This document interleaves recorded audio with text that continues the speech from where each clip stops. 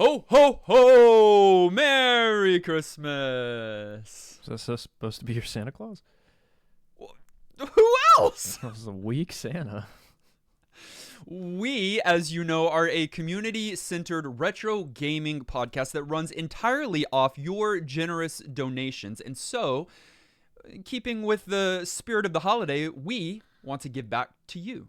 Yeah, little Merry Christmas gifts coming your way, and it looks like this. Now, until the end of the year, you can get 25% off your first month of any tier on our Patreon. Any tier? What would that give them if they were to hop on at the 5 or the 10 or the 25? If you hopped on at the producer level, you would get unedited episodes. Unedited when they episodes. drop right after we record. That's like a quarter off the price. That's exactly what it is. A quarter is worth 25 cents.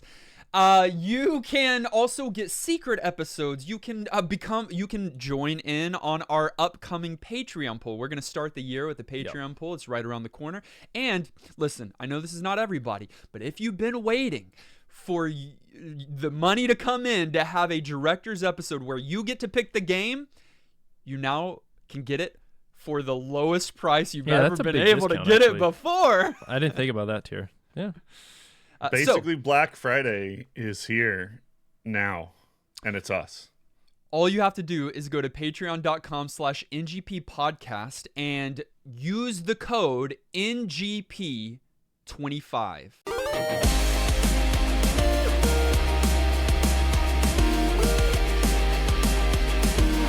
Welcome to New Game Plus. This is a retro gaming podcast where three guys spend 7 days playing one old game and then we talk about it. My name's Dustin. My name is Kenny. Nolan here. And this is episode 457. And the question of the week is, what was your favorite announcement from the recent Game Awards?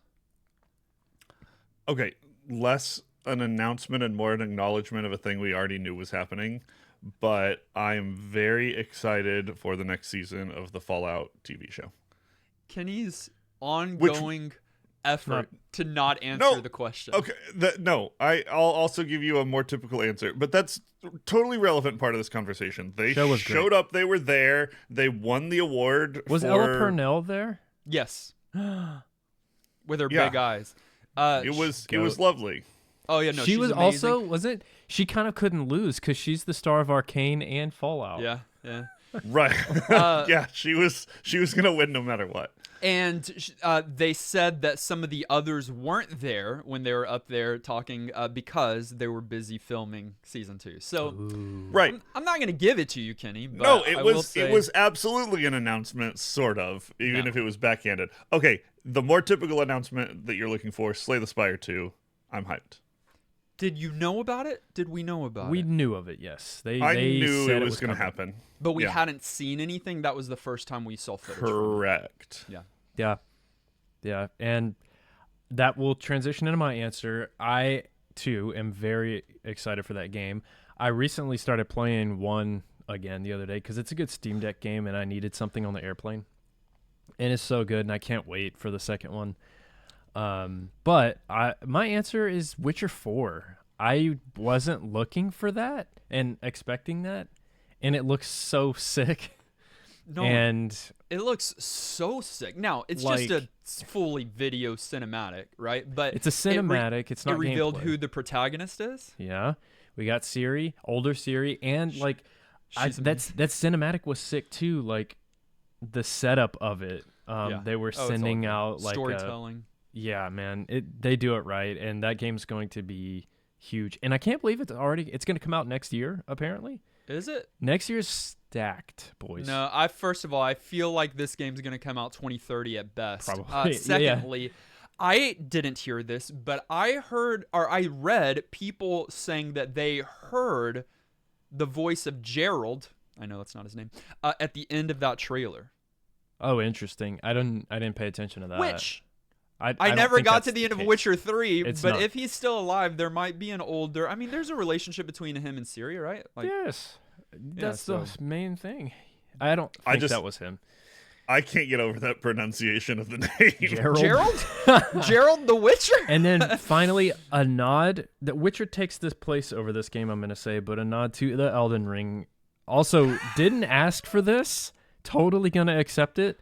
Night Rain is, I think, a roguelite and co-op experience. I don't think it's going to be like a sequel to Elden Ring, but like, it sounds fun. It looks great. I love that world, so I'll play it. And you should too, Dustin, because you've beaten Elden Ring. I'll probably do it for you Yeah. to duo, but it You does will. not look like something I'm interested I in. don't promise you'll want like to it. play an Elden Ring game, but I do like games in that genre. So, we'll see. 2 for me. I mean, I agree with Witcher. The team behind Blasphemous 2, which is a game I'm actually currently playing, or Blasphemous and Blasphemous 2, revealed a 2D Ninja Gaiden that looks Oh my. sick. Really? Okay, I don't- I had missed that. But Look, that's Shadow fine. Labyrinth? No, Which I one? don't think so. Maybe maybe. it was called Shadow Labyrinth. Oh, I thought Ninja it was Gaiden Ragebound. Ragebound. That's what it is. It's an actually I- licensed Ninja Gaiden game. I thought you meant It's like, no, yeah, straight up. Yeah. It's being touted as a platformer. So I don't, and I could not find Metroidvania attached to that. The reason why I'm even saying that is because 1, it kind of looks like it could be a Metroidvania. 2, Blasphemous is a Metroidvania. yeah. But I'm not seeing Metroidvania, which is fine. But It will be, though. That's what they do. It will be, I think. I don't know. I haven't seen anything confirming that. You're yet. gonna like it either way. Yeah. But I know it will break your heart a little bit if it isn't your. It's also probably going to be beloved format. challenging Oh, for in sure. that series. The other one that I really loved, although there wasn't much to it, but just the idea behind it is that the Shadow of Colossus creator, it revealed a new sci-fi game. Again, just cinematic. There's no gameplay there. It's a colossal like mech styled creature, and there's a sonic boom coming in, and he's got to escape. So there's nothing there other than, hey, your favorite creators of these games is doing another one. But I they've like that, always pushed what it means to be a game and artistry behind it, so I trust them implicitly, and I'm excited for whatever they have to share with us whenever they have to share it with us. Yeah, but Project Robot is probably not what it's called, but yeah, like it's so early, you know? Yeah. Oh yeah. They don't. have What a name about for how it. Jeff Keighley sold out to Big Anime? What does that mean? Big Anime, like there's nothing but like anime ads throughout the entire Game Awards. Okay, There's and Fortnite ads. Snoop. Yeah, Snoop was releasing a new album, and they decided to put him at the Game Awards for that. His team, which is He's not a a bad gamer. idea, because there was like over 1 million people tuned in. Yeah, it was a Right, huge it's deal. a And he's big gamer. audience, and I One of the and I streamers. absolutely know he's a gamer, and they're making some stuff. Like I get it, but it felt a little out of left. Yeah, field. it's and Indiana Jones was there, dude. They need to let him rest. What does that mean? No, he. Rest. If you listen to him talk, he's his over it. His days are done. He's- Well, no, it's not. no. Look, yeah, the guy is. He's withering away before our very eyes. The Game Awards. They might have highlighted some huge reveals and giants of gaming, but every giant started out kind of tiny, somewhat toony, a little loony. Like in our retro So game of the week, Tiny Toon Adventures. Overview. Am I allowed to say Tiny Toons Adventures? No, but I can't have help to stop it. myself from saying it. I can't. Yeah, help it. it will happen. Because Looney I kept- Tunes. Right. Ooh. That's why my brain does that. Also, how do you spell Looney Tunes? How do they spell Looney Tunes? LOONEYTUNES. And then how do they Yes. spell Tiny Tunes? Tiny Toon. TOONS. Yeah, That's I know. illegal. no S, but they're different things. No. I'm not- That's I'm not not what gonna we're lie to talking you. about right now. No, hold on. Kenny, listen. Okay. How did they spell Looney Tune, Nolan? Just the part that matters. TUNES. How did they Right. spell Tiny Toon? Music. TOONS. That's the big. Yes, Characters. the S matters, and that's how the conversation started. But the U to the double O, Yeah. is the bigger thing here. Yeah, it almost feels like they just kind of didn't check. and just made it Toons? No, it's That's what happened. evolved, but it means different things. Okay, so the All right. Looney Tunes are not cartoons? They are, They're but songs? the name started in reference to the music. Did it They really? are in a That is so band? strange. I mean, it has to. It's the word tunes. It doesn't have to because it's a cartoon. It does. I think that the creators didn't think about the cartoon nature of it don't until think they Tiny did. Toons. I don't think they did. Either way, I don't know. I might say Tiny Toons Adventures. That's fine. And that's fine. Tiny Toon Adventures is an NES platformer that was developed and published by Konami. Weird. It was the first of a handful of Tiny Toon adventure games that would come out, but this was the first one on the NES towards the end of the console's life cycle in 91. Well, 92 in Europe, I suppose, but this is obviously based on the cartoon Tiny Toon Adventures, which I did watch, but it was totally before my time. But like they still showed it. It ran from 90 to 92, and it was based on. That's short. It's a short run, and I also found out Steven Spielberg's company produced it. It was his first like animated series to produce. And it's based in the world of Looney Tunes, but it's like child versions of those beloved characters. Yeah. And they go to Acme University, and the teachers are the characters from Looney Tunes. So like, it's a fun concept, and I think that I know that other cartoons later did the same thing. Teen Titans is like my. Yeah, it's a good idea. Tiny Toons. It kind of started an era of like the whole small character trope, but also just like reinvigorating cartoons again. Like you got Animaniacs following after this. You got some really like popular titles that sort of launch right after this era that are kind of well known. And just to be clear, it's not like in this version, it's not Bugs Bunny as a child. These are different characters. So it's instead of Bugs Bunny, it's Buster Bunny and and Babs Bunny. And instead of, I always get the ducks wrong because one is Disney. Instead of Daffy Duck, it is Plucky Duck here. So Ducky. I don't think Ducky, just Plucky Duck. Well, he is a ducky. You're right. So they are not just smaller versions of their characters, but different characters that are tinier, that have their own personalities. And I watched pieces of it as well growing up. I don't know if y'all knew this, but even last year, reboot. guys, the show was rebooted, revived as Tiny Toons. Is it really? I think Tiny Toons Looniversity. I saw some screenshots. It looks fantastic. Like, the animation looks top tier. It is Toons. It is. The Toons, show was great. I swear they accidentally did TOON and said screw it. Yep.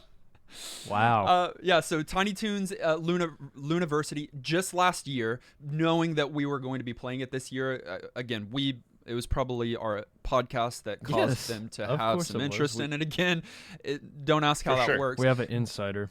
And then speaking to Konami, look, we often get excited when we hear Konami as the developer publisher, but I have in recent times been a little bit more hesitant to, because Konami was doing a lot and they did a lot of good, but they did a lot of mediocre as well. Kenny and I just recently got to experience an example of this via Russian Attack. Nolan, I think you were gone that week. You're going to tell me you didn't like Russian Attack? I don't remember, but I don't think we did. I thought you were like, Yeah. And then, now, there are other great ones. I think the one that we played before Russian Attack from Konami was Simon's Quest. So, there's obviously bangers with Konami, but I don't give it to them that everything from them is going to be great. They made a lot of games. We also put on the kitchen mitts before approaching any licensed title. Yeah. That's a good point as well. Yeah, we did. Very good point as well. That's what I was going to say is like, I think last week you started with Konami. Obviously, you did before saying yeah. what the game was. But based on cartoon, based on movie, my immediate reaction is cash grab, and it's often right. And Konami did have a big volume of, so yeah, like that doesn't necessarily mean quality in this case. It doesn't mean quality all the way through, but it does mean quality typically in some regard. Like there's going with Konami, you don't with Konami you don't. It's not a cash grab. You get something where people were at least doing it with intention. I feel like every time there was intention behind a Konami title. Agree. I think that's generally a safe thing to say. The story of this platformer is Montana Max. I don't remember him, by the way. He was just like a bully. Monty. He was like mean to animals. Yeah, he's a human. Montana Max kidnaps Babs Bunny, and you, Buster Bunny, have to go get her back or she'll die in a tank of sharks. I had the same reaction to you in your first play, where like I think it made more sense back then with just the cartoon nature of it. But you see her tied up with a rope, first of all, hanging over sharks, which that's kind of vile and violent. I mean, it's funny. This is what you do as a villain. I don't know where you guys have been for the past 40 years. What inspired that child to do this? Well, I had the same reaction, and I still do. Because it's absurd, but I guarantee you, if we went back and watched this show, that's the humor. Looney Tunes did that. Like they weren't afraid to like be absurd and do some kind of like out there thing. So I think it's spot on. But that's the story. I mean, you got to go get Babs. We now have a bonus episode exclusive for those on Patreon. Episode is not an over-exaggeration. It's a full episode. And it's an episode that you get to be a part of. Yeah, it's called Expansion Pack, and semi-regularly, you get to be a part of the conversation. And we're going to debate, and we're going to scream at each other. We're going to talk about video games. Yeah, we're going to scream mostly, though. That's kind of the point of it. Yeah, we're like goats. You roast us, we roast you. Find out more information at patreon.com/NGP podcast. Gameplay. Thankfully, on your attempt to rescue Babs Bunny from the sharks, you're not going alone. Aww. You've got some allies there to help you. No one wants to go it alone. The power of friendship. And so, the power of friendship. That's what this game's really about. No, that's a different game. And one Nolan's really into? I don't know. Ponies or something? I'm not aware. Is that that you know you are aware? You're more aware than I am. Pony? Bro, I ain't into that. You take friends with you on this adventure. That's sort of one of the shticks of this game, is that you've got allies. And at the beginning of each stage, you're given the opportunity to select who's going to be your backup, who's got your 6, and you can choose from a variety of characters. You've got Plucky Duck, not Ducky, Plucky Ducky. He flies on his own now, Nolan. Come on. Okay. Plucky Duck. You got Dizzy Devil. I hate that and you've got because he spins. He's the Tasmanian Devil, but tiny. I don't like the name. Okay, well, the name doesn't like you either. And the third for the love of God. And Furball. Yeah. The climbiest cat you ever did also hate that see. Name. Buster Bunny's a great name. Surely the Loon right. allows you to select one of your 3 faithful friends before you begin each stage. Each area. World, the stage. Yeah. I'm going to call it here. You've got 4 thematic stages of 3 levels each. Kind of like Mario, think about like 1-1, 1-2, 1-3, and then you've got 2 additional stages at the end, which if you got that far, you're like, why don't these have 3 levels as well? They're their own thing. Yeah. They each have their own win condition. We'll talk about all that. But at the beginning of each of those thematic stages, Surely the Loon gives you the option of selecting who will go with you. And as Kenny mentioned, you've got 3 different friends, but they each have a different a focus, a different unique ability to their, they got to superpowers.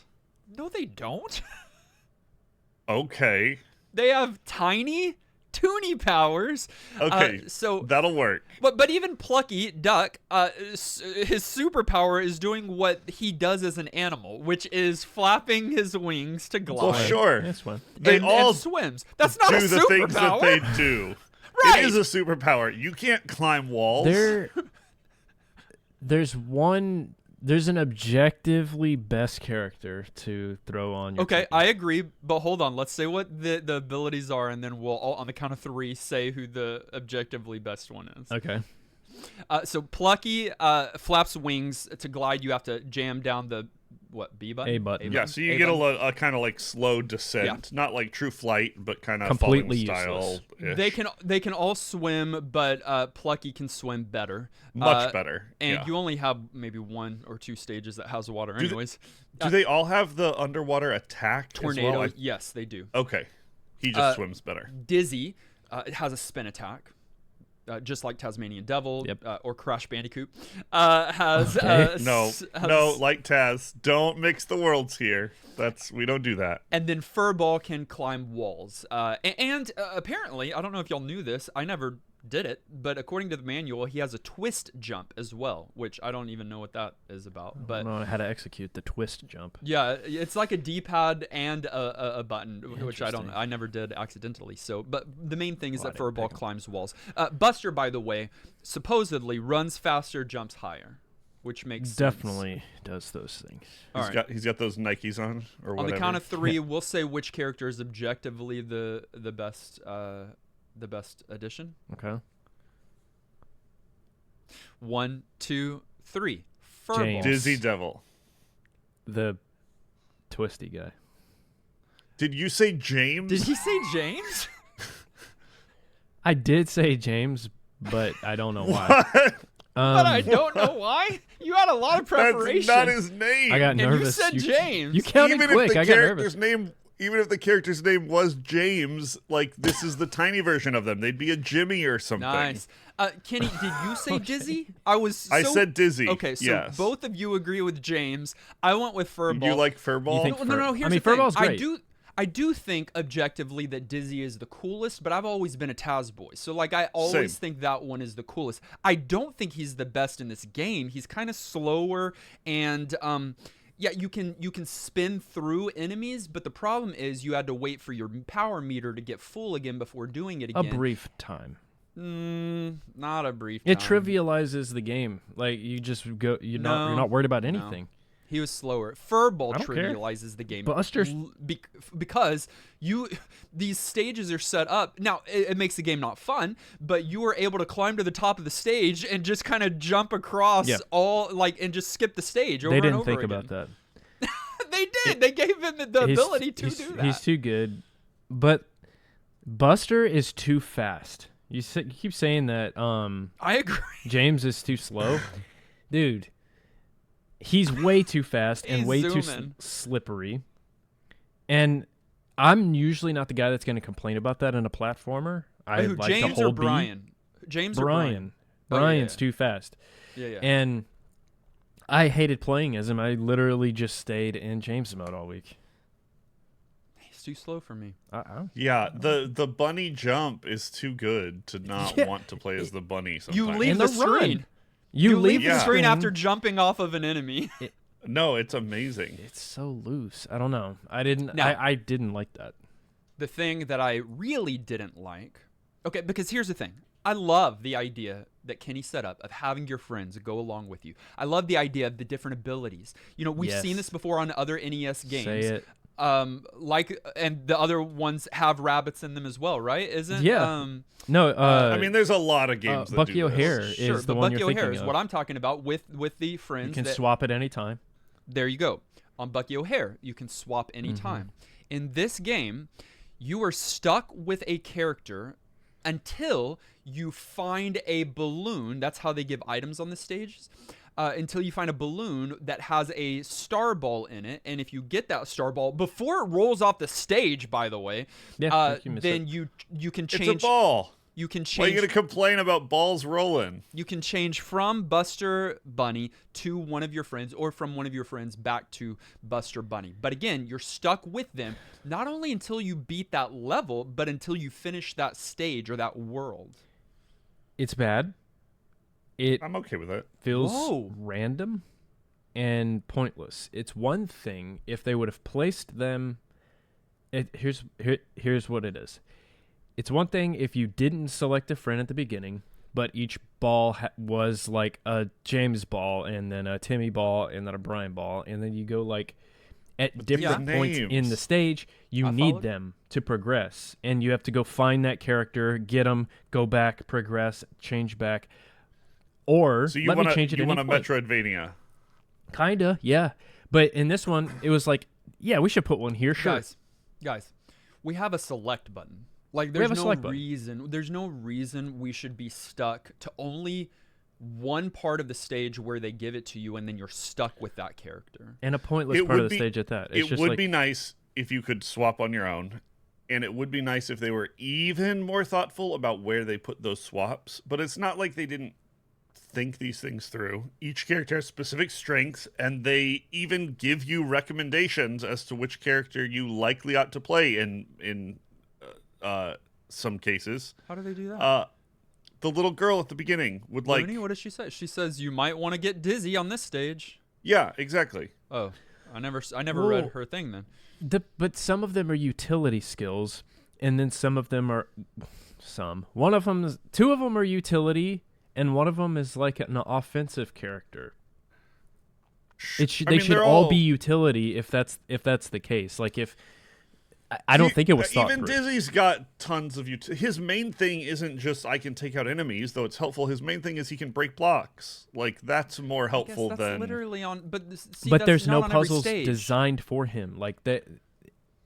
I mean, anything that's hidden behind broken blocks, you have to have him for. I agree with Nolan to some degree that you needed to do one or the other. You either needed to have stages that were better crafted, puzzle wise, so that you could intentionally navigate them differently with the characters. In a the more perfect effective example way. of that, Dustin. That What's that? Turtles Game Boy game we played that we joked about it being a Metroidvania. Which you could switch on the fly there. You might have been able to, but they did that though, where you needed certain dudes to progress past certain obstacles. Yeah. I like that you call them dudes. And maybe you couldn't do it on the fly, but maybe before the stage begins. I don't remember, but yes, that was a Metroidvania though. Regardless, they could have made that a little bit more dynamic and thoughtful, but it's not like there's some replayability for trying different characters on different stages. There's obviously ones that work better. Are sort of designed to be the answer for specific And I'll give them stages. this. But that's not the end of the I don't know world. if there is. The water stage, I guess, would be. There absolutely are. There's one water stage. There's one full water stage. water stage. I'll give them Right? this. And it's the stages optional. with blocks, you Like- should take Dizzy. The stages with long vertical climbing stuff, you should take the cat. This is not hard. I'll give them this. You can play the game all the way through as Buster, and it's totally fine. And that's how it should be. Absolutely. That's fine. But if you're going to have other characters, and playable characters at that, be better, more intentional about how they're utilized and how the stage is designed. And that's all I'm saying. And at this point, Konami could have done that. I do agree with you that it's fine to be able to get through the whole stage or the whole game with just Buster. I don't think that's the best. And I don't think they're arguing it's the best, but I think that, yes, it's fine if you can get through the game with one character, whatever. But if you're going to have other characters, design your stages or the characters in such a way that makes using them feel rewarding. And I don't think it's as cut and dry as Kenny is making it out to be, of like, this stage works best with this character. I don't think it benefits you. If you look at me like that. If we both boot up the stage with the blocks and you have Dizzy and I have Furball, I guarantee you I can get through the stage much faster, much more effective than you with Furball than with Dizzy, who you were saying the stage is built for. Sure, that's not my argument. My argument is that they designed with characters in mind and gave you specific obstacles that match those characters.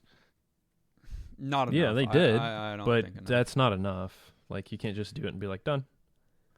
I put breakable blocks for Dizzy. I think the Yeah, when you swap and how you swap could have been a little nicer, but like, I don't know. Here's another issue I have. There is one-shot kill in this game, which is fine. I can deal with that. Yeah. But they did put a mechanic in the game that makes it two-shot kill. Which is more helpful than a lot of games give you. Yeah. Yeah, those hearts are so welcome. There are hidden hearts hidden in the stages that you can find, and it puts the heart on your bottom display, meaning you can take an extra hit before you get a game over or before you lose a life. So that's nice, but again, it just felt kind of there. I don't know. It's fine. There's really nothing to comment on except for maybe it's nice. The other thing that they did for difficulty's sake is your 1-ups are purchasable with carrots. And I can't really think of a platformer in this era where you could do that. Like in Mario 3, it was tied to the slot machine. And I guess when you get 100 coins or whatever, you get a life. But in this one, you like buy them for what, 30? Yeah, carrots? 30. So there's reasonable. collectible carrots just throughout the stage, coins. like there are coins in Mario. It's reasonable. And when you get 30 or 60 or whatever, you can find a door on some stages, and you can trade that to what's his name? Hampton, or Harry. Harry. And you can exchange those carrots for more lives. Yeah, It's I don't kid know. friendly, but it's not like baby friendly. You know what I mean? Like it's something they added in there to make the game easier. Yeah, I don't see it being much different from just collecting 100 if they gave more, or collecting 30 and then giving you the 1-up. But it gave them the excuse to put another character in put there. in Harry, yeah. Quit calling him that. Yeah, so I think both of those are fine. I appreciate the heart mechanic because one-hit kills are tough. Yeah. And to give you a second hit every once in a while was nice, and I don't think they overdid it. I think it was The just hearts were really welcome, and I love collecting extra lives. You need that on games, especially on games that are going to be tough at points. Like, this wasn't like the hardest game we've ever played, but it had some platforming reality where like you were going to take some hits. But here's I don't know if you guys realized, but you can only collect 9 lives. They let you I thought that might be the case. buy more, but if you're capped, it just does nothing. For They just real? Go 9 is your maximum amount of lives. Why? Because You can have at a Furball. time. Furball. Because Furballs in the game, No. you need cats have 9 lives. It's not thematic. I think mostly they were just. Weird. They didn't have I think space it was on the probably HUD for lazy another number. space. Exactly. I might think it was be that. it. I literally think it was Oh, keep the no. HUD Which clean. 9 is not much. Honestly, you can go through that pretty quickly. Yeah. That's so funny. I didn't notice that. I guess I didn't need them. There are bosses. There are end of Yeah, there's stage bosses. So after you beat the 3 levels, then there's a boss. But then there's also like a mini boss that shows up regularly. If you've watched the show, you would know her. Nolan was able to pull up her name It on came the to me first immediately. play, which is crazy. Elmira. Elmira, yeah, and if you know the show, then you would have an idea of how to beat her. If you don't, you're going to punish little yourself. confused. Yeah, you're gonna, because on the bosses, you're jumping on their head. That right? Every boss, you're jumping on their head. But with Elmira, you are not. You are avoiding her, and so At all costs. At all costs, because she wants to squeeze you. She to loves death. you too much. Yeah. Right. Which is And- a great character concept, just that character. It is. She And thinks they're so cute, she chokes them. Honestly, I'll say this, and people are going to disagree with me. I think that mini boss idea and having her come back and having the stage is built differently with her each time. It's still the same thing. Absolutely. It's still the same thing. You either have to get to the exit door or outlast her until the exit door appears and then get to it. And just avoid her. I think it was smart and fun. I didn't mind it. It felt it matched the show, like it was lore appropriate. Her character's fun, and it gave you a different sort of challenge. So I actually am kind of pro those levels. And it's not like they made them all the same. Again, you had to find the exit, you had to waste time, you had to puzzle your way around platforms to get to the exit safely, whatever else. And so, like, I thought they were well done. What about the other bosses, though? The ones that are more traditional, jump on the head bosses? I didn't mind them, but I felt like they were a little uninspired. Just pretty straightforward. Was I supposed one to or recognize two of them, some of them? I don't know. Maybe if you like watch the show a bunch, like it was specific characters from the show, but I didn't. A few of them were a little gimmicky. The whole like gorilla sort of King Kong-ish boss Falling down the hole. that just like kills himself if Yeah. you just last long enough. And you can't. was You a have to like little be bit frame annoying. perfect to jump on his head. Yeah. He's the only one that I remember, honestly. Like all the other ones were just There was dull a enough for me to not remember. There was a they're all Tony Hawk generic one. enough. There was. There was, one like, of a the dude first ones on a skating. skateboard. Yeah. But you just have to jump on their heads with almost every single one of them three times. times, And yeah. I don't know. Yeah. I don't think it's they weren't that great. No, nothing special, but I wasn't like bothered theme by here. them either.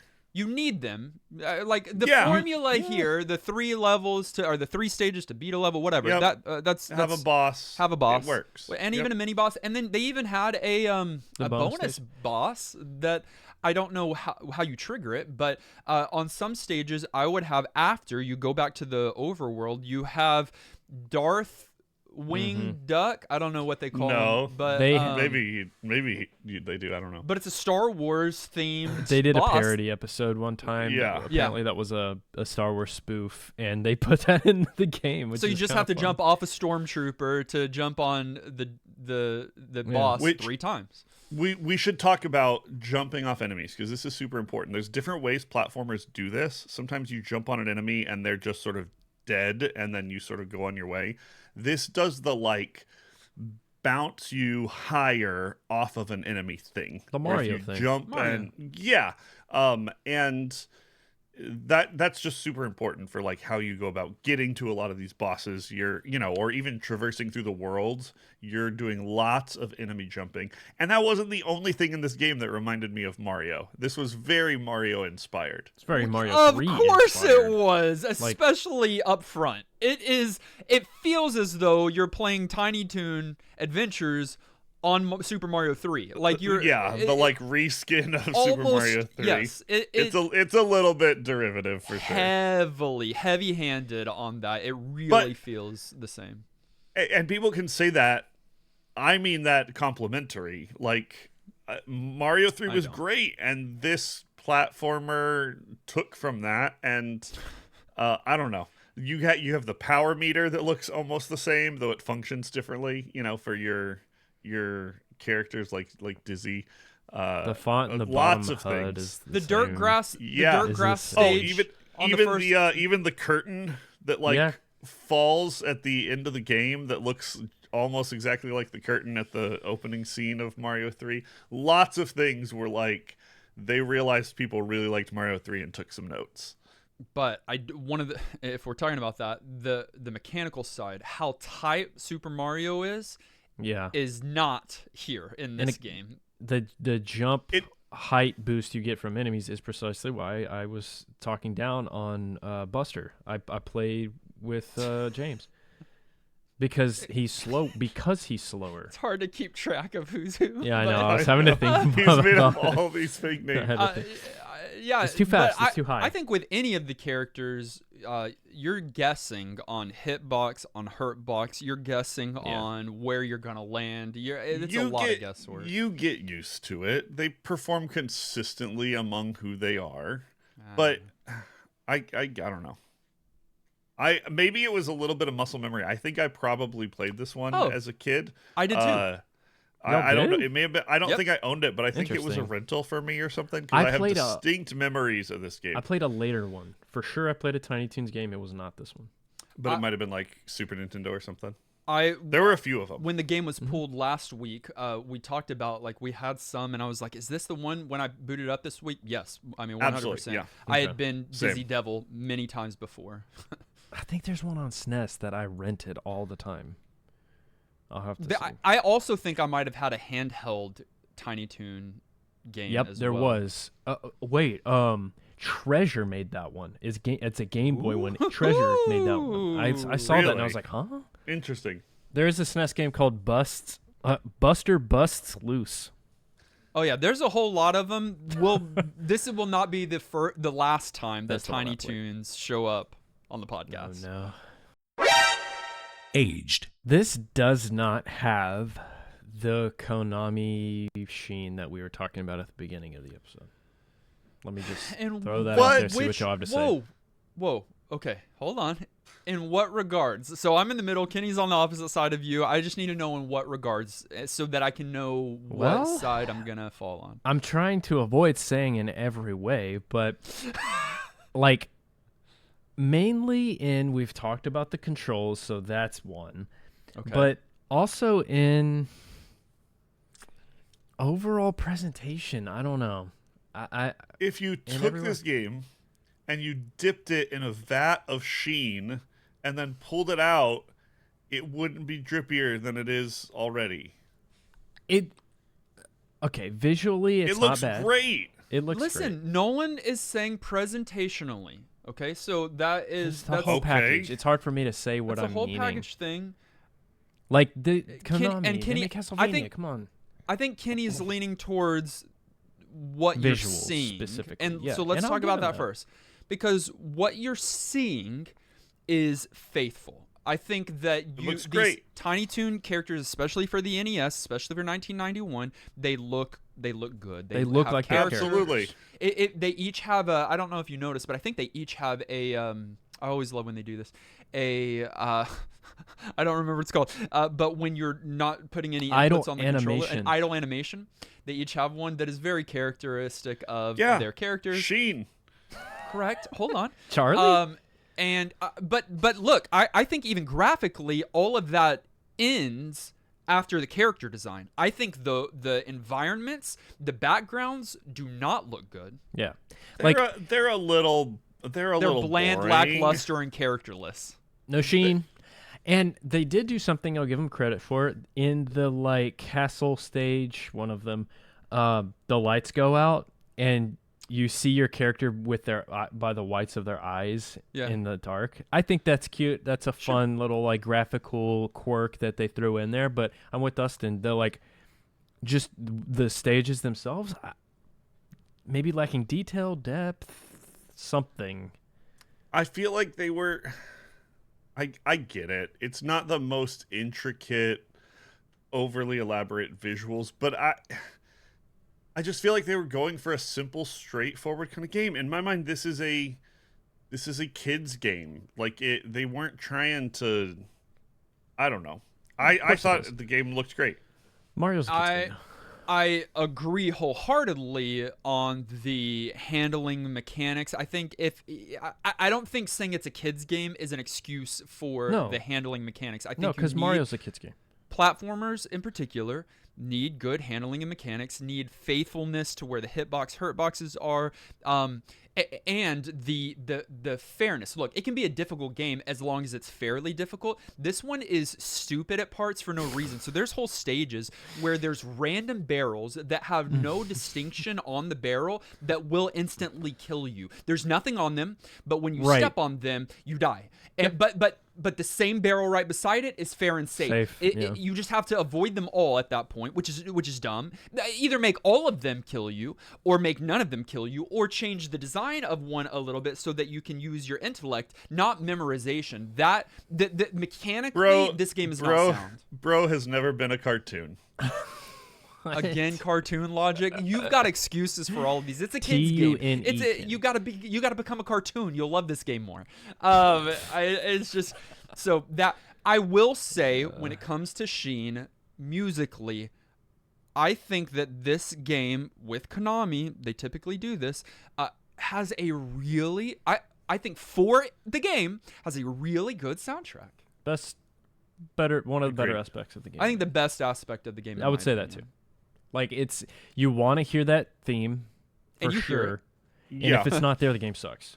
So they had It's a- that, and then the the rest of the music- music, yeah. The music is a little heavy-handed, but it was really well done. Like in Kitty vibes? Like, do you want this to be a kid's game or not? What do you mean heavy-handed? You're right. He means too It childish. was perfect. Oh, no, wow. the music was flawless. And varied. So you have a boss theme, but then you have the Yes. final boss theme that changes it up a little bit. You've got the water stage song theme, which was really good, but you only hear it on that one stage, which is really weird. But then you've got you do have some reoccurring themes that you'll hear a lot, but I think that it sounds good. I was wearing headphones the first time I played it. I guess y'all always wear headphones, but it just sounded really good. They had a good bass on it too. I don't know, for NES, the OST was pretty impressive. Konami doesn't really mess that up, so the audio side of things. So that was good. If we're talking about how it's aged, I do think that the Tiny Toon brand didn't have quite as much staying power as some of the other 2 For years. more sure. iconic cartoons of that era. Two I is short. think, even, and it's not like apples to apples, and Looney Tunes is famous. Everybody knows it. Like, it's recognizable what this is, even if you weren't around for Tiny Toon, like the show. But I feel like Animaniacs, are more well known. I feel like And have a better just- game. That game's sick. all of those, it doesn't future-proof character-wise having the Tiny Toon crew as some other older games. I see what you're saying. I don't know if I agree because of its implicit and clear connection to Looney Tunes. Looney Tunes Yeah. does have the staying power. It's a spin-off, yeah. And on here, you've got the circle, you've got the font, you've got I guess it characters- explains itself even if you're not aware. Yeah. As sort of So, what like, the but gimmick is. even But if I'm So also Tiny- it with works. Kenny that, I mean, it died. That 2 years is a short run. That's Tiny ridiculously Toon short. did, but Looney Tunes didn't. And my argument Sure. is that it's connected enough that I still think like a game like this probably doesn't lose as much as some others did yeah. because it's connection. That's fair. You play a game that was like specifically an IP like of that time. You do something even that was wildly popular. You do like a Darkwing Duck or something Yeah. that was like crazy that era. And those of us who were there are like, oh, my Yeah. childhood. And everyone else is like, the actual What The is actual Yeah. duck? the actual Hey, duck. hey. Yeah. Nolan, you had mentioned it earlier when you were looking and trying to think of what games you had played. Even though Tiny Toon Adventure had just a couple of years on TV, they got in a lot of games. So They did, I yeah. won't go through all of them, but there was Tiny Toon Adventures 2: Trouble in Wacky Land, which came out in 1993, and I think that's a direct sequel to this game. On the NES? There- On the NES. It was the last one on the NES. Okay. Yes, I think so. And then there were a number of other Tiny Toon games on the Genesis, the Super Nintendo, the Game Boy, and even one, I think, that made it to the PlayStation. Oh, Yeah, wow. they were all is- over. That one's s- late. Yeah. I mean, reruns were a huge thing. Yeah, that new episodes for 2 years, but they kept playing this for a long time. Yeah, that's fair. If you want a copy of Tiny Toon Adventures for your NES, it's $15 used or loose. It is $300 new. Golly, dude. It's a lot of carrots. Final thoughts. At the end of each and every one of our episodes, we determine whether or not the game gets our vote for New Game Plus status, which is our general thumbs up or thumbs down. It does require 2/3 of the vote to swing one way or the other. Nolan, what are your thoughts on Tiny Toons Adventures? It is a thrown out there kind of game. Like, it just kind of exists out there. It's so crazy to me that Konami did this game because it doesn't feel, I said it earlier, and I mean it. It doesn't feel like a Konami standard to me. One of the few examples, you guys had one with Russian Attack. I didn't play it. I know they exist. They're a huge company and made a lot of games, but even in this year, I'm like, there are NES games. There's like a long list of NES games, platformers that I would play before I touch this one. The humor is there. It fits with the show in that era.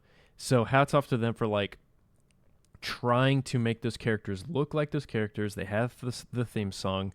They had some of the humor in there. So they executed on those important fronts when you're making an adaptation. But the gameplay itself, I found way too loose and like bad. It's just poorly coded or something. Like it's not for me. I don't think anyone needs to play it. So no, New Game Plus. So, you don't give every Konami game your trust. I guess not. I thought I did. They betrayed me. Kenny? Yeah, I'm a little confused. I don't know what game Nolan was playing this week. Wow. This one was an easy yes for me.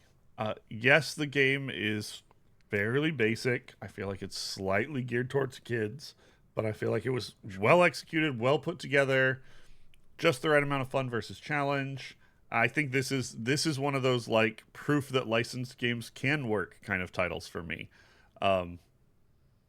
So I'm glad that Konami's the one who got to do this game, and I don't have any real complaints personally. I think it's top tier NES, straightforward platformer, bit basic, leans a bit unoriginal. It's not as good as a Super Mario Brothers 3 or whatever it's trying to knock off. But to boot it up, load it up, play a little bit, and have some fun, I don't think you can go wrong here. And I don't think it's just nostalgia talking here, though it certainly has influenced me a little bit. Easy New Game Plus. Yeah. Easy, wow. Top tier NES is the thing that got me the most. It's solid tier NES. So top might be a little generous. There's some really good games on NES. Yeah, that's generous. This I'm gonna give this a solid B+. All right, that's one no and one yes. I'd say Tiny Toon Adventures has a lot going for it.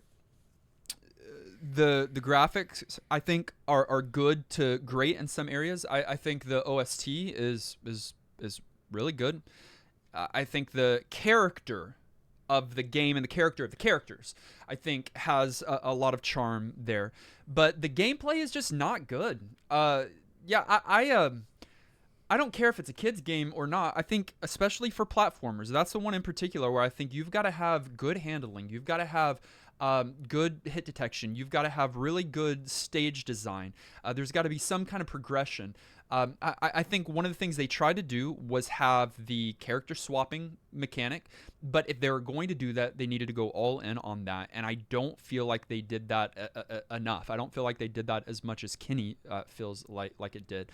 I don't think this is a bad game, but I think it's a missed opportunity of a game, of like what could have been a good game. In fact, a couple of tweaks, and they could have had a pretty good title here, but it's just not good at doing what it's trying to do. It's not a good platformer. And I agree with Kenny in that this is a good example that licensed games don't have to be bad. Like, this game is not bad or not because it's not bad because it's a licensed game. All of the licensing aspect of this is some of the better parts. Yeah. I think Konami did well handling that, and I would trust them to do well with that. It's not a cash grab. It's not. But it's the gameplay is just not good, and it's not fun, and it's not fair.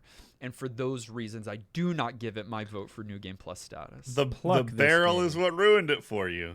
It's not just the barrel. That is...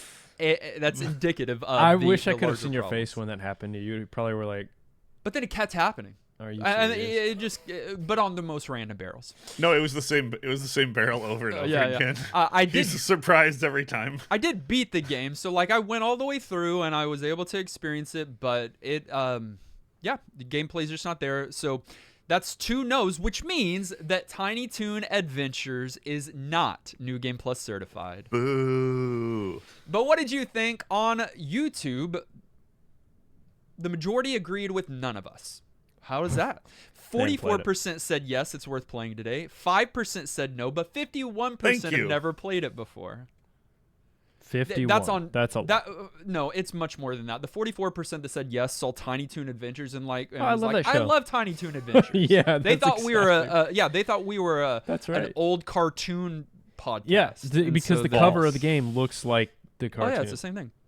Many from our community wrote in, and we'll include a few of their thoughts as a part of the episode. Jesse the Jet said Tiny Toons and the other cartoons from that same Steven Spielberg / Kids WB era were really excellent and memorable. They sure don't make them like they used to. They don't? True enough. We were very captivated by those shows, and I was terribly jealous of my grade 3 bestie who had a NES with this game and The Little Mermaid. Licensed games for kids have always had quite a variable quality scale, and this one, on the whole, not great, is very decidedly decent. Or while not great, is very decidedly decent. A must-play for 90s Toon aficionados for sure, and probably still worth a play to everybody else too. The character sprites are big and detailed, the controls are good, and the game is challenging and usually fair. You had me into that last sentence. I mostly agree. Jesse the Jet agrees with Kenny on that one, but let's continue. Shane said this was a blast from the past. Never played the game, but remember seeing the cartoon some as a child, probably on Boomerang or something if it was this old, and the music made the theme song rush back into my head. That was pretty fun, but after the initial rush, it was just a fine 2D platformer. Not really enough variety among the stage design and characters to keep me engaged. I'll believe this is top 20 NES games as of 1993, but that's more saying how low the bar is just because I kind of dislike most NES games in general. No NGP from me. Yeah, didn't you say that last week? Something about it being ranked number something? Yeah, it's weird. It's weird Nintendo phrasing. Power. Nintendo Power had placed the game at 19th for March 1993 of their magazine regarding top 20 NES games at that point. That's so many so words, it I don't barely even know made what it top means. 20 for that year. No, up till that point. of all time. Oh, then Yeah, shut so- up. They said 20? it was top pretty 20. crazy. That's pretty crazy. crazy. Compacted D said, I had this game as a kid. I don't think I remember anything past the trees level. Likely not ever having gotten past it. Happy to say I got past it this week. In fact, I was able to beat the game in one night. Unhappy Yeah, to good say, work. I just don't think there's enough here to give this a GP. It ultimately just feels very skippable or non-memorable, even though I actually have memories of it. What? It just needs a little something more. Maybe Kenny's development corner can help. No, Compacted D, we tried to turn it over to the Kenny Corner. You did I like not. Kenny Corner. Kenny Corner. No, you and did not. He And said I nothing would- needs to change. It's perfect. Yeah, he said it's perfect. I did not. I got a little He said butthurt it's at Nolan, but I will agree that some of the stuff you pointed out, Dustin, about character swapping would go a long way. Okay. Yeah, for sure. That would be good. And then finally, Brojim said this game has We Have Mario 3 at home vibes. having some That's experience fair. having some experience with the source material, I can see how a fan might enjoy the well-rendered characters and whatever passes as a story for this game. However, it leaves me wondering how this makes any greatest list. Perhaps it is helped by emulation in an era of save states, but playing on original hardware as I was, the fun ran out quickly. I don't know what other game curses you with getting warped to the start of a world when a boss kills you, especially with only one hit for a KO. And speaking of items, having the character swap tied to an item is just a criminal oversight considering how far into the life of the console it is. Didn't any dev on the team play TMNT? Please read my commentary on the air because I'm looking to sell my recently acquired NES copy of this game. Hey, you'll get what, $15?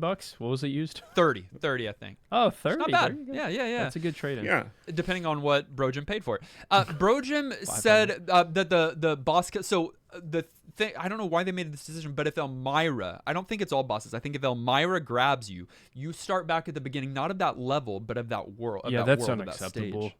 That's crazy. It's pretty bad. It's like there's death and then there's like ultra death. Oh, of Myra getting death. hugged to death. Yeah, absolutely. Thank you for sending in your commentary on the Retro Game of the Week. You can do that each and every week to ngppodcast@gmail.com or hop into our commentary channel on Discord. We'd love to feature your thoughts as a part of our episode next week. But for now, we're setting aside Tiny Toon Adventures, and we are randomly selecting the next game that we are going to be playing for the next 7 or so days. So, due to the holidays and our holiday recording schedule, we are recording early this next week, so we will be recording on Thursday night. So if you want to play along with us, send in your commentary by Thursday sometime, and we will do our best to include it as a part of next week's episode. Let's see if you'll want to do that by randomizing. It's going to be the longest game ever. Some 80-hour RPG. Yeah. Randomizing now. 2002. I don't know how often we have Love a it. 2002 game. Love the era.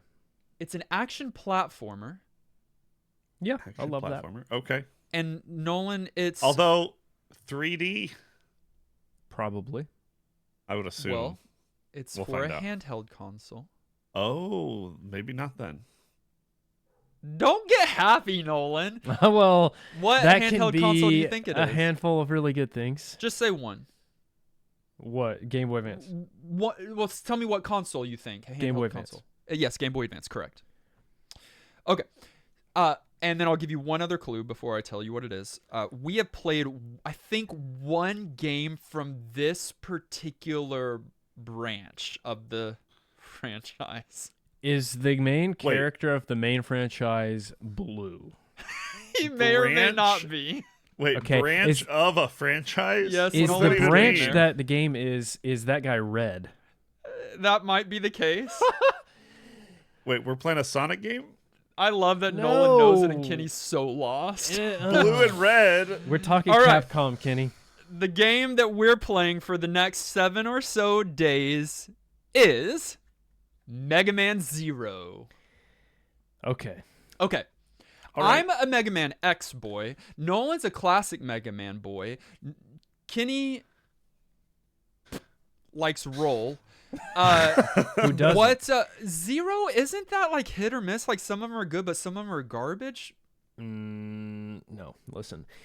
Mega Man Zero is an amazing game. I'm going to be playing it on physical this week. This was a childhood staple of mine. I replayed this game time and time again. You're going to love it. It's got more mechanics in it than a straightforward Mega Man platformer. So there's things to invest in and do, and Zero's a cool character, and yeah, it's good.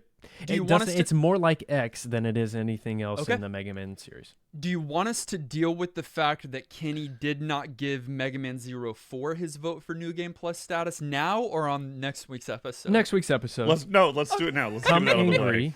Next No. week's episode. Get it out of the way. Find a copy of Mega Man Zero and play it along with us this next week. Join us in Discord. That's where you can also share your commentary. That will be read on Thursday this week, guys. Thursday. Get in by Thursday. Discord.gg/NewGamePlus. We want to say thank you to those of you who support our show on patreon.com, including our many producer-level supporters, such as Alex, Amarlian, Android440, Antonin, Ben, Bill R., Craig, Dagany, Dustin's 5 o'clock Shadow, Garlisle, Guardian Cade, Hallex, Harold, Hey Brother, Jay, Robert, Jake, Jordan, George Or Binks, Glenn, Levi, Megzima, Megatroid, Miss Muso, Not Enough Dog, Rad Mac, Retro Man, Sagen, Sasser, Scotty Shane, Shauna, Snake Matic, Swaggy Taco Fish, Psycho Mantis, Thomas Tins, Turtle, Unbedavable, and Zion. Thank you to our director level supporters as well, Bro Jim, Super Hypered, and Siegfried. And to our newest patron, Justin, who is joining us as a producer for the first time this week. Justin. Yeah, maybe not for the first time ever. For- I think Justin's for coming the- back. Yeah, I was like, I've seen this name. But for the first time this week is For true. the first time this week. Yeah, welcome back. You What's up, can find Justin? us on our social medias. That's Facebook, Twitter, TikTok, and YouTube. Links are in the show notes. Listen directly on any podcast provider of your choice. Make sure you subscribe so that you're the first to get new NGP episodes. And while you're at it, please leave a kind rating and review. Our episode artwork was created by our friend Dave. Our video episode was edited by our friend Dylan. Our audio episode was edited and produced by our friend Dan Willett. Join us next week as we play Mega Man Zero. Until then, I'm still Brian. I'm still Dizzy Devil. I'm Wiley. Aw, you could have said something be time. James. He could have said any single name and it would have been fine. Which Wiley am I talking about, though? Oh, that's okay. That's good. And this has been New Game Plus.